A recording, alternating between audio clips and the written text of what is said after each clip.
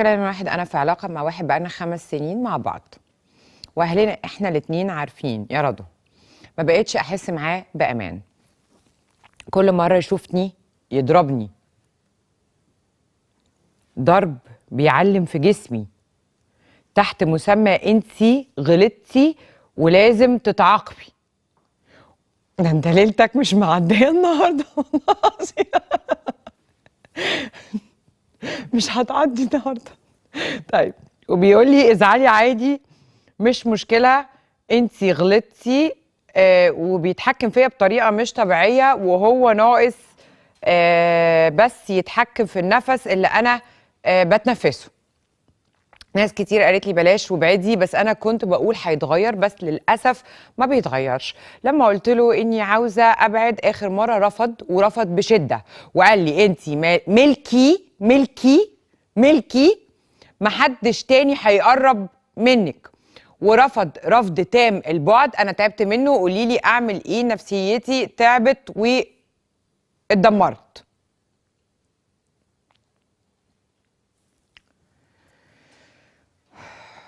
طيب،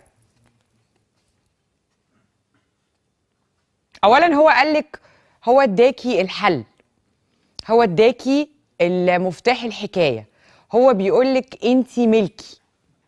في فرق كبير ما بين ان راجل محترم، عشان ما فيش راجل محترم بيمد ايده على واحده ست، ففي فرق ما بين ان راجل محترم يحب واحده ست ويقول لها ابعتي لي رساله لما توصلي الحته الفلانيه، ولما توصل الحته الفلانيه يرد عليها لان هو مهتم انه يطمن عليها، غير الراجل اللي بيقول لها لما تروحي من مكان لمكان تبعتي لي ومش مهم انا ابعت لك، لان هو غير مهتم، غير بانه الحاجه اللي هو متخيل انها بتاعتي تفضل بتاعتي. لا يجي واحد يعكسها بعربيه ولا يعلقها بيه ولا يكلمها كلمتين حلوين فتبتدي تتجه له، فتبتدي انا اطلع بره الصوره. فهذا الرجل او شبه الرجل، عشان انا ما بشوفش ان في راجل محترم بيعرف يمد ايده على واحده ست، فشبه الراجل ده خلاص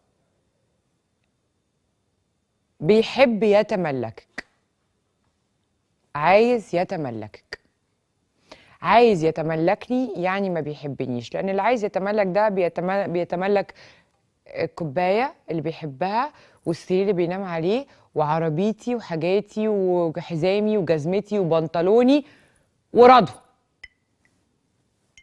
ايه رضوى يعني جايه من بعد الحزام والبنطلون؟ ورضوى، ما هي رضوى بتاعتي.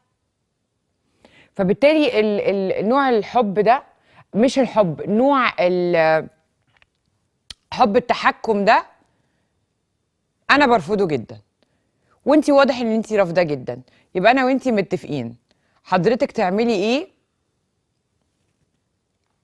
واضح ان هو حبيبي عنده مشكله في دماغه، لان هو كل ما بيشوفك بيمسي عليكي بعلقه، بيمسيكي بعلقه يعني، فواضح ان هو عنده مشكله في دماغه. فطالما الاهل عارفين، حضرتك هتروحي تقولي لباباه ومامته ابنكم ولد قليل الادب بيمد ايده عليا، وانا قلت له ان انا عايزه اسيبك وابعد عنك وهو مش موافق وبيهددني، وارجوكي تعمليها بمنتهى الذكاء، عشان احنا سامعين قصص بقالنا 2 3 ان كل واحده بتقول لواحد لا بيروح، او مش كل واحده، كام حادثه واحده راحت قالت لواحد لا فراح قتلها.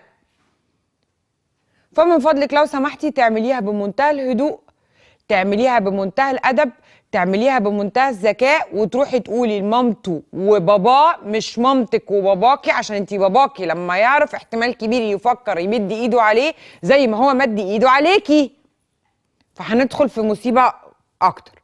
فروحي قولي لمامته وباباه لو سمحت انكل يا طنط، ابن حضراتكم بيمد ايده عليا وانا مش موافقه، والموضوع خلص. مهما جه واعتذر واتاسف وعيط وقال لك هتغير وقال لك مش عارفه ايه وقال لك هبقى ايه وهروح لدكتور وهتعالج وكذا، ما ترجعيلوش في حياتك.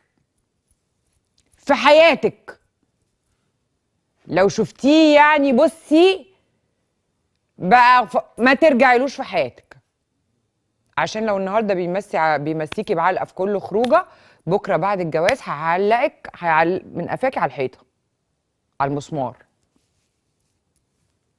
والنهارده طالما بيقولك انت عشان انت بتتضربي عشان تتأدبي، بتتأدبي بالضرب، ف ف ده احنا الحمد لله رب العالمين بقى عندنا دلوقتي منظمات محترمة جدا في مصر بتقول لا لضرب الحيوانات.